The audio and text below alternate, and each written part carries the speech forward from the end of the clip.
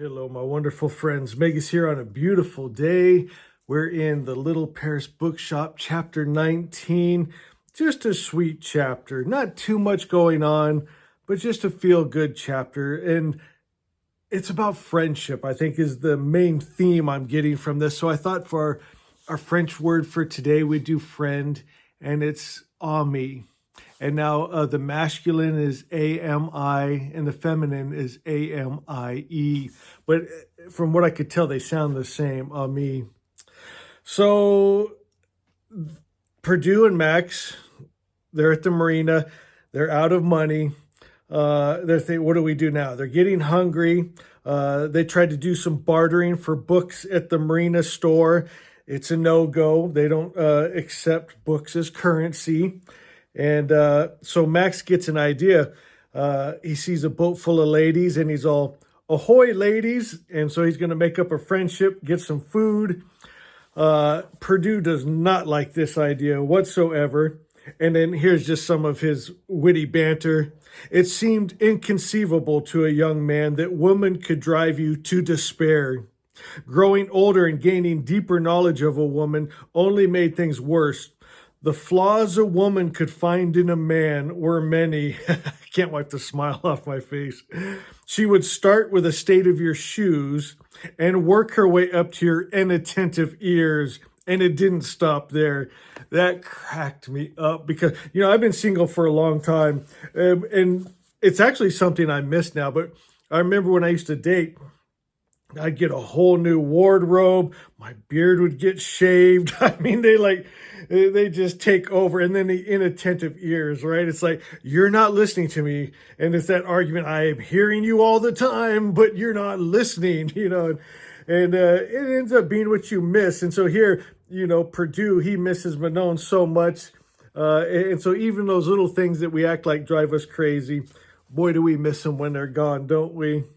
So now they're making a friendship with these ladies on the boat. The ladies have gone through a breakup and they're trying to cheer themselves up and go on an adventure.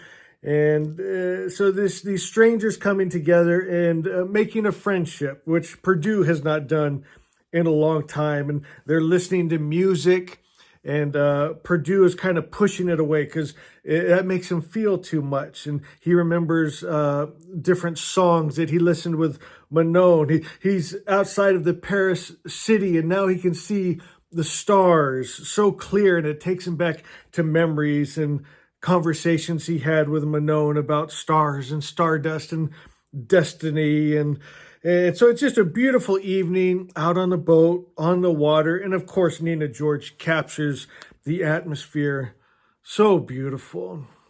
It says, it was if he had passed through a gate of fear and had realized to his surprise that behind it lay not a gaping chasm, but other doors, bright hallways, and inviting rooms. He tilted his head back, and what he saw above him moved him deeply, the sky. So he was so scared to hang out with others, to feel, and he discovered there wasn't a monster behind the door. It's actually quite beautiful. Young Jean had gazed out into the depths of space, so he's thinking back, watching in rapture as the heavens continued to turn. He had felt safe, ensconced in the heart of that endless summer night. And for those few hours, Jean Perdue had grasped life's secret and purposes. He had been at peace with himself, everything in its rightful place. He had known that nothing ever ends, that everything in life flows into everything else, and that he could do no wrong. And what a beautiful way to capture those flashes sometimes we get of everything's okay. Everything is going to work out. I love that. And it goes on for a couple more pages, just of course, Perdue thinking back and getting to know these women better and their stories. Very beautiful. How strangers can become friends like that. It says later they had a game of cards At midnight, a radio station started to play, and they all started dancing, but not Gene. Of course, he stuck to his chair. He's thinking again, as he hears the music, he's thinking about Manon, as he often goes there. And he remained bewildered that Manon was gone, while the songs, the books, and life itself simply carried on. How could they? How could it all just carry on? How afraid he was of death and life, of all the days without Manon that lay ahead. Every song conjured up images of Manon walking, lying, reading, dancing by herself, dancing for him. He saw her sleeping and dreaming and stealing his favorite cheese from his plate. Is that why you wanted to spend the rest of your life without music? Right? He's pushed something that he loves so much out of his life, like he did with most things.